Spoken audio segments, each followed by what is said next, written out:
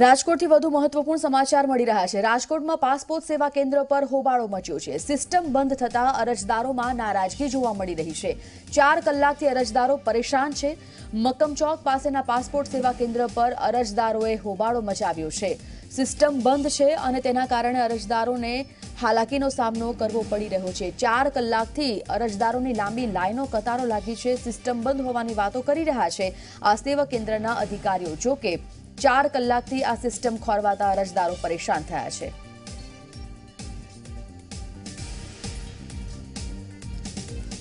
સત્યમ હંસોરા રાજકોટથી અમારા સંવાદદાતા જોડાઈ ગયા છે, તેઓ સાથે વાત કરીએ। સત્યમ, પાસપોર્ટ સેવા કેન્દ્ર પર કઈ એવી સિસ્ટમ ખોરવાય છે, કેટલા સમયથી અરજદારો પરેશાન છે અને શું હોબાળો મચ્યો છે ત્યાં જાણીએ।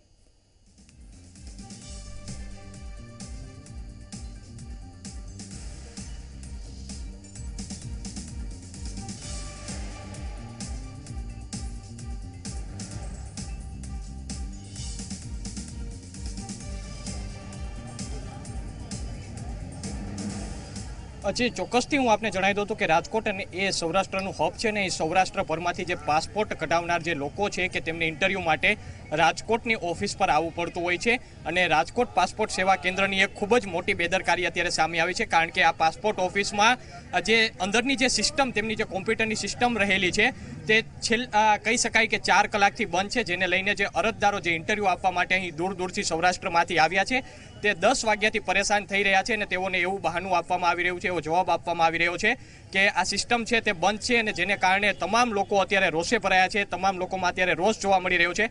આપણી સાથે કેટલાક દૂર દૂરથી આવેલા જે લોકો છે કે તેમને આપ ક્યાંથી આવો છો ને શું કેટલા સમયથી આપ અહીં વેઇટ કરી રહ્યા છો ને શું કહે છે અંદર? હું સવારે 10 વાગ્યાનો અહીં ભાવનગરથી આવ્યો છું। 10 વાગ્યાનો આ લોકો એક જ જવાબ આપે છે કે સર્વર ડાઉન છે, સર્વર ડાઉન છે। આ ઉપરાંત અહીંયા સૌરાષ્ટ્રભરના તમામ જિલ્લાઓમાંથી લોકો આવ્યા છે પાસપોર્ટ માટે અને બધા લગભગ સવારથી હેરાન થાય છે। 4 કલાક ઉપરનો સમય થયો છે, એક જ જવાબ આ લોકો આપે છે કે સર્વર ડાઉન છે, સર્વર ડાઉન છે। આપ શું કહેશો? આપ ક્યાંથી આવો છો અને જે જવાબ? જામનગરથી આવી છીએ, રજા મૂકીને આવેલ છે અહીંયા અને હજી બી આ ટાઈમ હજી 2 કલાક 3 કલાક ડિલે થશે એવું કહે રહ્યા છે। બીજી કોઈ બેસવાની કે પાણીની કે કોઈ પણ સુવિધા નથી। આટલા બધા વૃદ્ધો બી છે, બૈરા છે, છોકરાઓ છે, પણ એની માટે બી કોઈ સુવિધા છે નહીં। આપ શું કહેશો?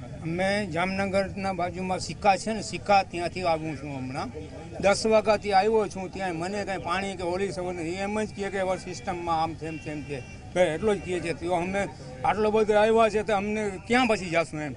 તમે શું કહેશો? તમે ક્યાંથી આવો છો ને શું અત્યારે અડચણ ઊભી થઈ રહી છે? મારું નામ ચિંતન છે અને હું બોટાદથી આવું છું। સવારના 9 વાગ્યાથી અહીંયા હું વેઇટ કરું છું કે ક્યારે બોલાવે। અંદર જઈ છીએ તો એક જ વસ્તુ કહે છે 11:15 ચાલુ છે, 10:30 ચાલુ છે, 11:15 ચાલુ છે। તો હવે આમાં કરવાનું શું? હવે જેનો 3 વાગે વારો છે તેનો 6 વાગે કહે છે, કાલ ડેટ આપે છે, ડેટ લંબાવે છે, તો આમને અમારે ધક્કા જ ખાવાના છે શું? હું આપને અન્ય પણ એક દ્રશ્યો બતાવવા માંગીશ કે અહીં કેટલાક જે મહિલાઓ છે પોતાના નાના બાળકો સાથે પણ અહીં ઇન્ટરવ્યૂ આપવા માટે આવ્યા છે, પરંતુ તેમનો હજુ ઇન્ટરવ્યૂનો સમય આવ્યો નથી। બેન, આપ કેટલા સમયથી અહીં વેઇટ કરી રહ્યા છો? ઇન્ટરવ્યૂ માટે આવ્યા છો? જાજી સમયથી આવ્યા છે અમે અહીંયા અને કલાકથી વેઇટ કરીએ છીએ અમે। અચ્છા, શું જવાબ આપે છે? અંદર સિસ્ટમ ખરાબ છે કે શું કહે છે? હજી અમે આવ્યા જ છીએ અહીંયા।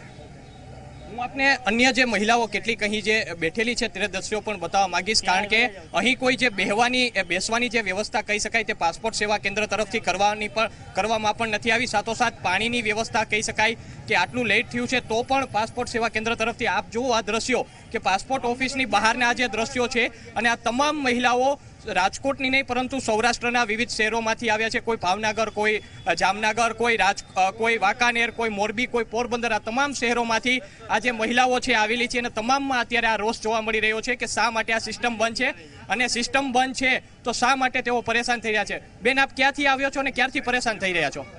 ओनली हिंदी। आप कहाँ से आए और कितने बजे यहाँ पर पहुँचे? हम रानपुर से आए हुए हैं और सुबह के आए हुए हैं और अभी तक यहाँ पे सर्वर डाउन है तो काम में लेट हो गया है हम लोगों का। पानी वानी का कुछ इंतजाम यहाँ पर? कुछ नहीं है, बैठे भी देखिए बाहर ही है, कोई फैसिलिटीज नहीं है।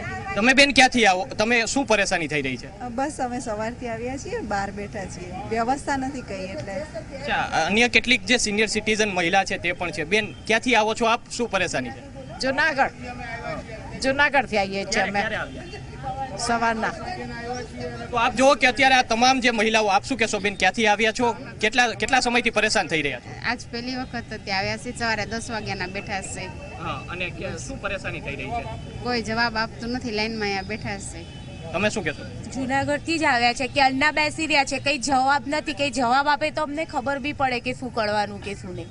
સવાર 10 વાગ્યાના આવીને બેઠા છે, આવા ઉંમરવાળાને લઈને આવીને બેઠા છે. કેટલીક મહિલાઓ નાના બાળકો સાથે પણ જોવા મળી રહી છે. આપ જુઓ કે નાના બાળકોની સાથે કેટલીક જે મહિલાઓ છે તે પણ સવારના 10-11 વાગ્યાના અહીં પહોંચ્યા છે, ને અહીં કોઈ પણ તંત્ર તરફથી જે વ્યવસ્થા છે કરવામાં નથી આવી.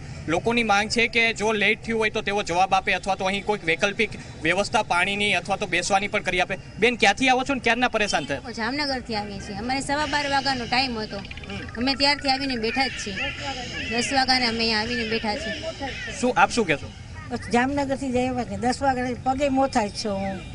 12 વાગ્યાનો ટાઈમ હતો, હવે કહે છે કે કંઈ જવાબ આપતું નથી. તો આપ જુઓ કે અત્યારે દૂર દૂરથી, એટલે કે રાજકોટ નહીં પરંતુ સૌરાષ્ટ્રભરમાંથી અહીં લોકો જે અરજદારો છે તે અહીં પહોંચ્યા છે ઇન્ટરવ્યૂ દેવા માટે, અને તમામ લોકોમાં અત્યારે રોષ જોવા મળી રહ્યો છે. અને તમામનું જે કહેવું છે કે જે પાસપોર્ટ સેવા કેન્દ્રની આ એક સૌથી મોટી બેદરકારી અત્યારે બહાર આવી છે, કારણ કે આ જે તમામ જે સિસ્ટમો પાસપોર્ટ સેવા કેન્દ્ર અંદર રહેલી છે તે સિસ્ટમો અત્યારે બંધ થઈ ગઈ છે. અને આ સિસ્ટમની વાત કરવામાં આવે, આ સિસ્ટમ થકી જ તમામના ઇન્ટરવ્યૂ લેવાતા હોય છે, કારણ કે આ જે ઇન્ટરવ્યૂની આખી જે પ્રોસેસ હોય છે તે ઓનલાઈન હોય છે, અને ઓનલાઈન હોવાના કારણે અત્યારે આ જે સિસ્ટમ બંધ થઈ ગઈ છે, અને સિસ્ટમ બંધ થઈ ગયેલો હોવાના કારણે અત્યારે આ તમામ જે અરજદારો છે તે અત્યારે ખૂબ જ પરેશાન થઈ રહ્યા છે. જી બિલકુલ સત્યમ, માહિતી માટે આપનો આભાર. તો રાજકોટ પાસપોર્ટ સેવા કેન્દ્રના આ દ્રશ્યો, જ્યાં મોટી સંખ્યામાં લોકો બહાર ઊભા છે, પરેશાનીનો સામનો કરવો પડી રહ્યો છે, કારણ કે આ સેવા કેન્દ્રના અધિકારીઓ કહી રહ્યા છે કે સર્વર ડાઉન છે, જેના કારણે તેઓ બહાર હોબાળો મચાવી રહ્યા છે.